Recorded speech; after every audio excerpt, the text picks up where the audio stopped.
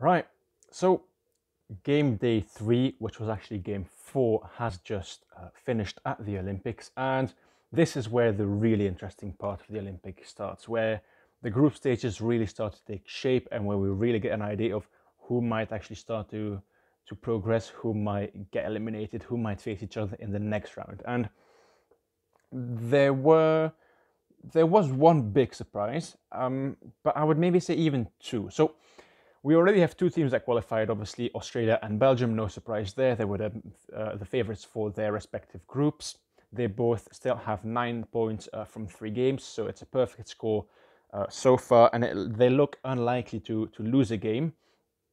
But there's no. Well, I do want to talk about them, but not at length because we've discussed them. Everyone knows their greatness. Everyone knows their strengths.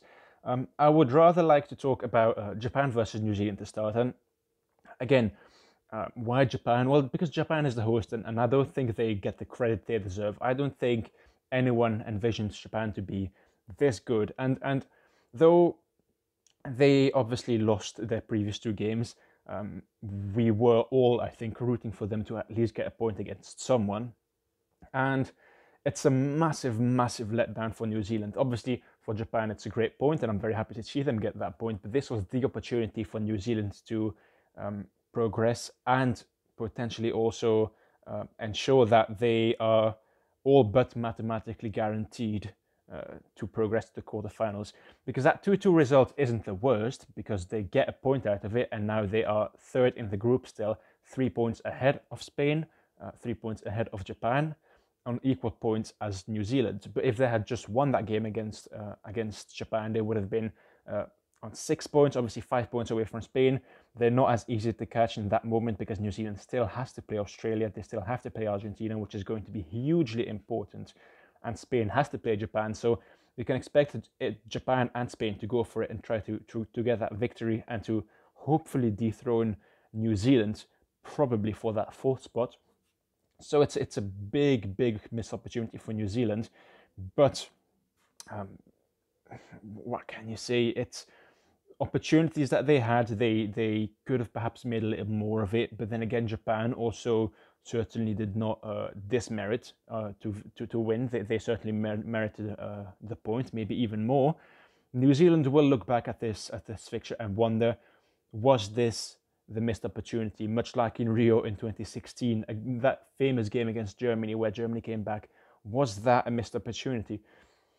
Who knows? I think it might be, but you never know. And then discussing India Spain, that was also a huge missed opportunity for Spain because India, coming off their absolute demolition at the hands of Australia, will have been fragile. But then again, they will have wanted to bounce back. So you could have expected either two teams of India, either the fragile team that still has trouble finding its confidence after that trashing, or the team that really wanted to go for it and prove that that was just a fluke, that was a day off, and that they wanted to rectify it and get as many goals as possible and get the 3 points. But most importantly, get that clean sheet, which they did get eventually against Spain. And Spain really, really looks in trouble. They've got 1 point from their opening 3 games. They might still qualify because of that draw from New Zealand against Japan. They might qualify if Argentina slip up. But because Argentina and New Zealand still have to play, if Spain is to qualify, that would be in 4th spot, which would mean they would likely face Belgium, which I don't see them winning at all. Spain's team is just not the team that came runners-up in the 2019 European Championships. Spain just continued their bad vein of form from this year's European Championships, and I don't know if there's anything that Spain can do to really scare other teams that they might come up against. Japan will look to Spain and see a potential victory. Then again, Spain might do the same against Japan, but yeah, it's not been a good tournament so far for Spain. Then obviously there's Argentina, Australia. There's not much to say there. Blake Goff has got 2 goals yet again. Australia look way too strong for Argentina, but Argentina has been performing slightly better than they did in their opening game. It's obviously not easy to beat Australia, so getting 2 goals against them is good.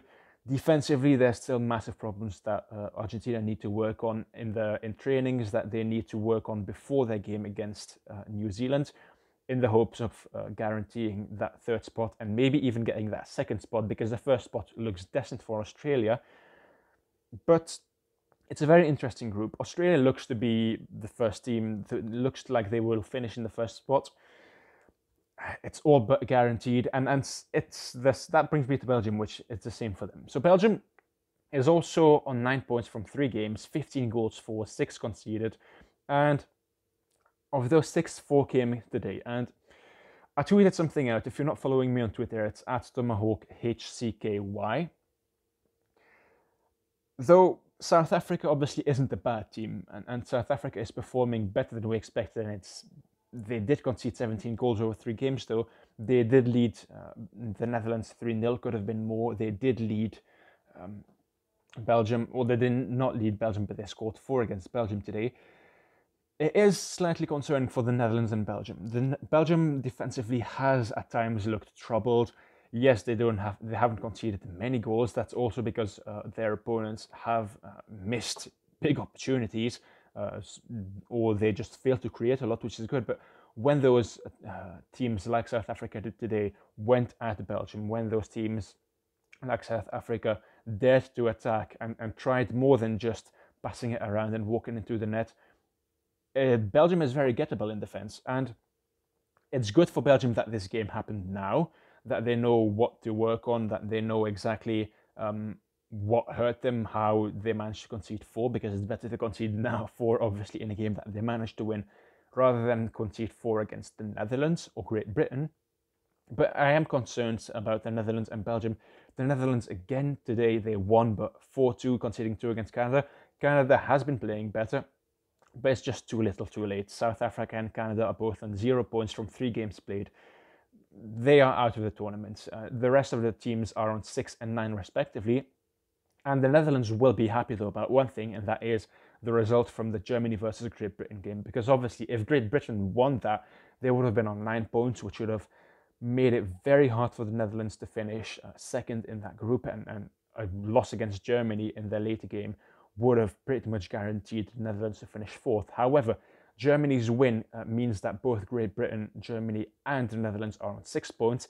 So that second spot is really open to anyone, especially with the Netherlands and Germany's game still needing to be played, and the Netherlands having to play Great Britain. So it's all in the Netherlands' hands, which I will be happy about. But the talking point from the Netherlands is Seve van As and Sander de Wijn, who obviously were in the stands today. They weren't on the pitch. That is very concerning. Seve van As, more so than Sander de Wijn, is a crucial part of how the Netherlands play and their setup. Now, it's not to say that de Wijn is not a loss. Obviously, he is. But if you look at how the Netherlands sets up, with Schuurman in the midfield, he can drop back, take that spot at the back. That's no problem at all. But 2 injuries, or I don't know exactly if it was an injury, because I couldn't catch all of the game from the Netherlands and Canada, as I still have other work to do. But it is concerning, and I'll be very interested to see, if they don't play next game against Great Britain, what exactly Caldas decides to do. Does he decide to play Schuurman in defense? Does he keep him in midfield? Does he play 2 up top and drop someone back into midfield? Is that more responsibilities for Billy Bakker? You would expect so, but how many more responsibilities, or is he going to spread those responsibilities out? That'll be important. That'll be interesting to see. I think Great Britain and Germany, we haven't yet touched upon that game. That's a tough loss for Great Britain. 5-1. Obviously, they had the final against the Netherlands in the European Championships, but losing 5-1 today against Germany, I don't know what that does to their confidence. Their next game is against the Netherlands. Then afterwards they have Belgium. So the fate of this group really went from their hands to they have no control over it. Yes, they could win against the Netherlands, they could win against Belgium, and then who knows, but that seems very unlikely. They did get the lead against Germany, but defensively, Great Britain, yet again, has troubles getting the ball out. They have trouble under pressure, especially under high pressure, under intense pressure. I don't know if physically they can keep up with teams like Belgium and teams like the Netherlands. Obviously, those injuries to the Netherlands will benefit Great Britain, but how empty is the tank already for Great Britain? Do they Do they try and go for that victory against the Netherlands and then have the tank empty against Belgium, or do they try to just ensure that they get to the quarterfinals, maybe go for that third spot to avoid Australia, and then do they rest up a little in order to maybe be at 90 or 100% in the quarterfinals? I don't know. I would expect them to go 100% against the Netherlands and then probably to take it a little easier against Belgium, knowing that they will probably not win that game. Then again, Belgium, if their group victory is guaranteed by them, they'll probably take it easier as well to give their star players some rest. But it's an interesting few days ahead, because obviously South Africa, Canada, they're out of it. Second, third, and fourth in Group B could go either way. And then in Group A, you would expect Australia to finish first, India probably to finish second, and then third, fourth, and fifth could go either way because of that Spain versus Japan game. So there's huge games ahead.